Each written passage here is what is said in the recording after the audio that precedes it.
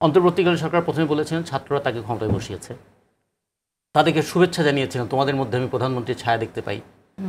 তারপরে তাদেরকে সহায়তা করার কথা বলেছেন যে তোমার রাজনৈতিক দল করো, তোমাদের তো রাজনৈতিক দল করে গড়ে উঠতে হবে। জবাই কর, এই স্লোগানগুলো আসলে খুব ভালো স্লোগান না, কিন্তু খেয়াল করুন এগুলো রাগের বহিঃপ্রকাশ, কিন্তু রুচির বহিঃপ্রকাশ নয়। কিন্তু এখন যে স্লোগানগুলো হচ্ছে এগুলো তো অপসংস্কৃতির বহিঃপ্রকাশ।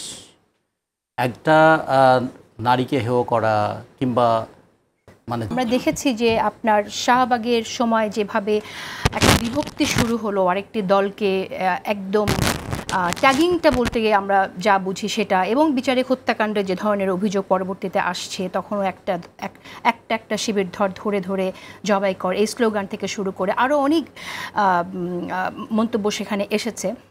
এখন আমরা কি আবার সেই বিভক্তির দিকে যাচ্ছি কিনা? আপনার ঠিক আছে, ফরিদুল যেটা বললেন যে স্লোগান দেয়া যেতে পারে, কিন্তু ওই স্লোগানটা আমরা দেব কিনা যেটা একটা মানুষকে আপনার ট্যাগিং করে ফেলতেছে, এবং স্লোগানের ভাষাটা কি হবে সে বলছে কোনটা অশ্লীল সেটা নির্ধারণ করবে কে, ডিফাইন করবে কে। কিন্তু প্রভাবটা খুব গুরুত্বপূর্ণ। শাপলা এবং শাহবাগের মানে বিভক্তিটা করেছিলেন আওয়ামী লীগের নেতৃবৃন্দ পরিকল্পিতভাবে এই অর্থে যে শাহবাগ জন্ম নিয়েছিল কিন্তু একটা গণজাগরণ হয়েছিল মুক্তিযুদ্ধের আবেগকে কেন্দ্র করে, তার প্রতিক্রিয়ায় শাপলাকে তৈরি করা হয়েছিল তার কাউন্টার করবার জন্য।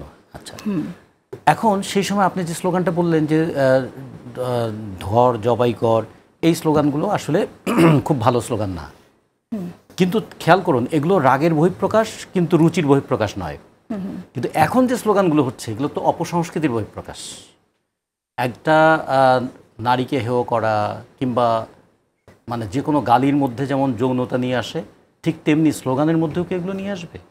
তাহলে যারা রাজনৈতিক নেতার তাহলে ভূমিকা কি হবে এখানে, এটা আমাদের খুব ভেবে দেখতে হবে।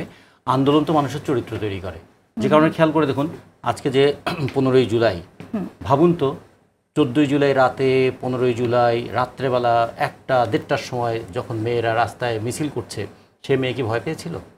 সে মেয়েকে ভেবেছিল কখনো যে এই সমস্ত তার পাশের সহপাঠী সহযোদ্ধা তার কাছে সে অনিরাপদ?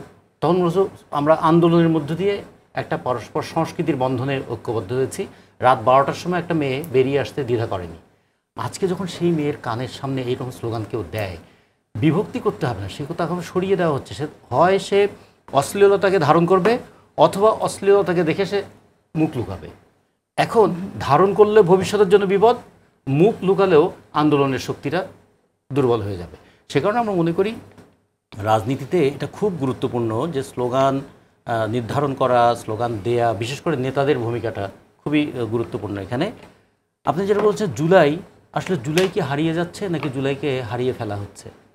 জুলাই কি নিয়ে এসেছিল? আপনি কি মনে করেন? জুলাইকে হারিয়ে ফেলা হচ্ছে। কারা এই হারিয়ে ফেলার যারা ক্ষমতায় থাকতে চায়, ক্ষমতায় যেতে চায়, এবং যে প্রক্রিয়ায় আওয়ামী লীগ ক্ষমতায় ছিল সেই প্রক্রিয়াটাকেই যারা অবলম্বন করতে চায়, তাদের মধ্যে দেখুন বাংলাদেশের মানুষ এই দেশের যত ধরনের সামাজিক সম্পত্তি সব গড়ে উঠেছে কিন্তু চাঁদার টাকায়। কিন্তু যখন গায়ের জোরে চাঁদা হয়, যখন চাঁদাটা ভয় দেখিয়ে নেওয়া হয়, যখন চাঁদাটা তাকে লোভ দেখিয়ে নেওয়া হয়, পদের লোভ অথবা চাকরির লোভ অথবা চাকরি কেড়ে নেওয়া অথবা তার জীবনের উপর হুমকি তৈরি করা, তখন সেটা কিন্তু আর চাঁদা থাকে না, সেটা হলো জোরপূর্বক টাকা আদায়। সেই কাজগুলো কারা করতে পারে? সেই কাজগুলো করতে পারে কিন্তু তারাই যারা ক্ষমতার আশেপাশে থাকে অথবা যাদের পেছনে ক্ষমতার ছায়া আছে। ক্ষমতার ছায়া ছাড়া কেউ কিন্তু কাউকে টাকা দেবে না। আমরা যদি স্পেসিফিক শুনতে চাই তাহলে হচ্ছে তারা কারা, যারা এর যদি আমরা একটু স্পষ্ট করতে চাই, তাহলে আপনি বলেছেন যে যারা ক্ষমতায় থাকতে চায় এবং যারা ক্ষমতায় যেতে চায় তারাই এই জুলাইয়ের স্পিরিটটাকে হারিয়ে ফেলার জন্য কাজ করছে। কারা ক্ষমতায় থাকতে চায়? ক্ষমতায় থাকতে চায় এখন যে অন্তর্বর্তীকালীন সরকার আছেন তারা, ক্ষমতায় যেতে চায় বিএনপি তার সাংগঠনিক শক্তির জোরে, ক্ষমতায় যেতে চায় এনসিপি আন্দোলনে ভূমিকা রেখেছিল। এনসিপি কি আপনি মনে করেন, অনেকে বলে এনসিপি সরকারি দল, এনসিপি কি ক্ষমতায় আছে নাকি ক্ষমতায় যেতে চায়? এটা এনসিপি জবাব দিতে পারবে। এনসিপির দুজন গ্রুপ, আমার তো মনে হয় ক্ষমতার পার্ট তারা, দুটো কারণে ক্ষমতার পার্ট। কনসেপচুয়ালি অন্তর্বর্তীকালীন সরকার প্রথমে বলেছিলেন ছাত্ররা তাকে ক্ষমতায় বসিয়েছে, তাদেরকে শুভেচ্ছা জানিয়েছিলেন, তোমাদের মধ্যে আমি প্রধানমন্ত্রীর ছায়া দেখতে পাই। তারপরে তাদেরকে সহায়তা করার কথা বলেছেন যে তোমার রাজনৈতিক দল করো, তোমাদের তো রাজনৈতিক দল করে গড়ে উঠতে হবে।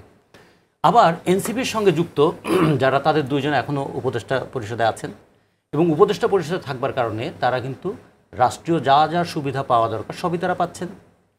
তারপরে যদি বলি এনসিপির নেতারা যা বলছেন সেটা জেলা প্রশাসকের পদোন্নতি হোক, বিশ্ববিদ্যালয়ের ভাইস চ্যান্সেলরের পদোন্নতি হোক, অথবা কাউকে পদায়ন করা হোক, সব কিন্তু হয়ে যাচ্ছে। তার মানে বুঝতে হবে ক্ষমতার একটা স্নেহ স্পর্শ তাদের পিঠে আছে।